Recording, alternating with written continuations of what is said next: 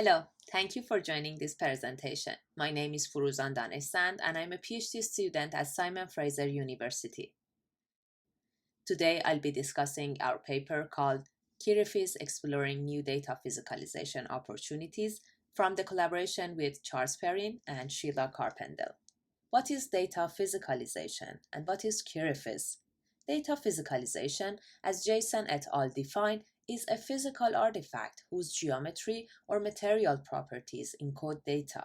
And Kirifis is a new type of data physicalization technique that we developed based on the traditional Japanese art of kirigami. Let's now take a closer look at this type of physicalization. Kirigami, the art of paper cutting, transforms sheets of paper into beautiful and complex three-dimensional structures. The accessibility of the material, the intrinsic interactivity, the inherent static, and the possible physical variable make kirigami well suited to information visualization. We name these type of data representation that emerge at the intersection of kirigami and data physicalization, Kirifis. Kirifis cut pattern is formed of alternating cuts arranged in concentric or parallel manner. Joints refer to the locations where two cuts are connected to each other. The solid material between two cut lines is called a loop. Working with these basic elements, we can represent data with both independent and dependent variables.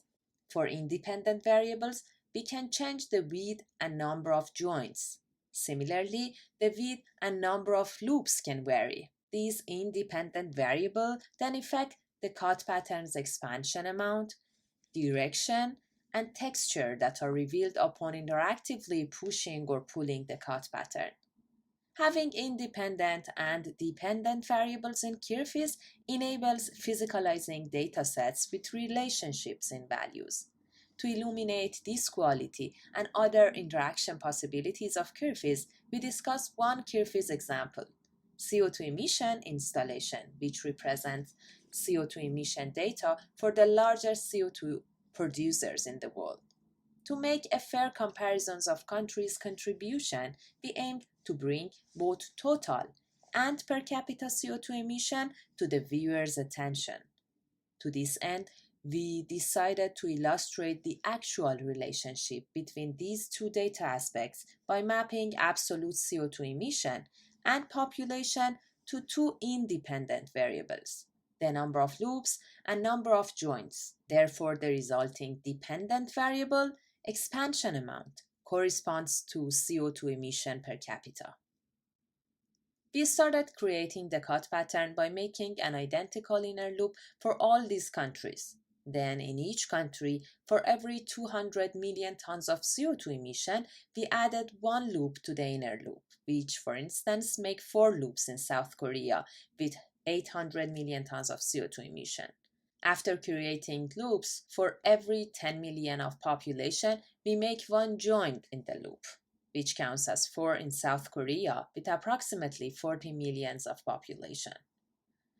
We do the same data mapping practice for all countries, and this is the resulting cut pattern. The overall size of each cut pattern shows the overall CO2 emission. Therefore, one can quickly observe and make cross-country comparisons to get a ballpark estimate of differences. Upon a closer examination, the viewer can also retrieve precise values by counting the number of loops and multiplying that by 200. The per capita emission of countries is revealed by interacting with Kirifis. Number of joints in a cut pattern is proportional to the population. Therefore, the larger the population, the denser the texture of expansion, with total emission represented through cut pattern size and population through texture density, the amount to which each country expands represent emission per capita. The viewer can expand several cut patterns to compare different countries based on their overall emission, population, and per capita emission. To understand how people interact with Kirifis, we conducted an exploratory qualitative study and studied the participants' behavior while exploring data through 4 Kirifis examples: the CO2 emission installation, a Kirifis birthday calendar, activity jewelry, and productivity coasters. We recruited 12 participants ranged from 19 and 64 years old, and 5 were female. For each quiz, we prompt their exploration of the dataset through a mix of scenarios and by asking simple questions to retrieve a value, find extremum, and sort values.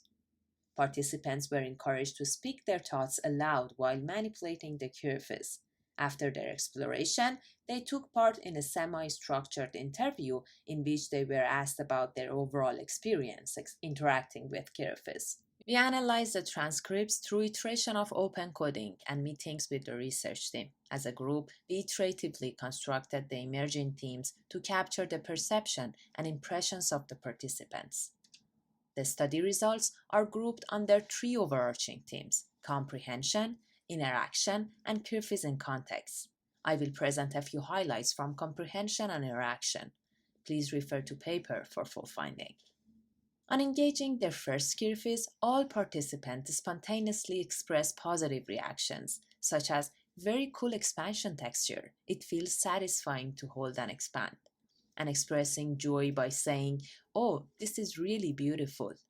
Also, while 5 participants started immediately touching and stretching their quiz, 7 participants hesitated to interact because of quiz delicacy.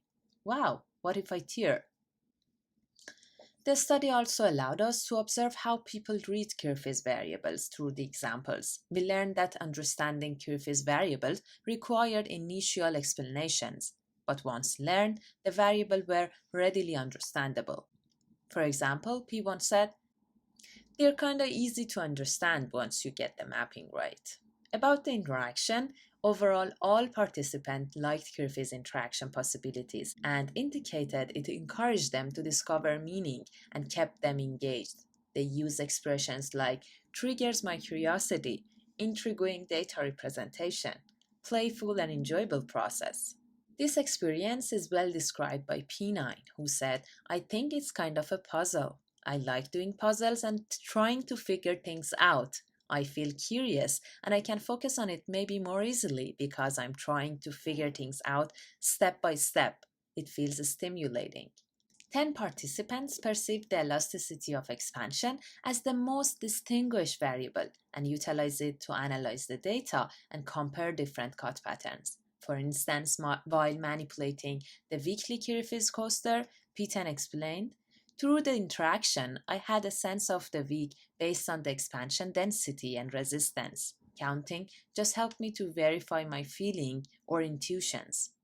To describe this sensation, they actively used expressions like resistance to expansion, springiness, toughness. They especially used the expansion elasticity to make comparisons and explained it with terms such as easier to pull, harder to pull, denser, or springier. Quiz opens up a broad range of design possibilities. Depending on purpose and context, quiz with different shapes, patterns, configurations, and reconfiguration can be created. Quiz is potentially inexpensive and often portable through the use of 2D material and common cutting tools. Quiz has representational functionality on a wide range of scales, from very small, like jewelry pieces, to architectural scale. Also, many choices of material, as inexpensive as paper, to fabric and thin metal sheets, are open to physicalization designer.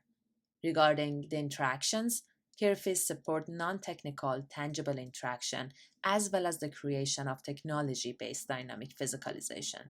We hope that this work will inspire the future tangible data representation and the design of more delightful and intriguing interactive data physicalization to engage people with data. Thanks for watching.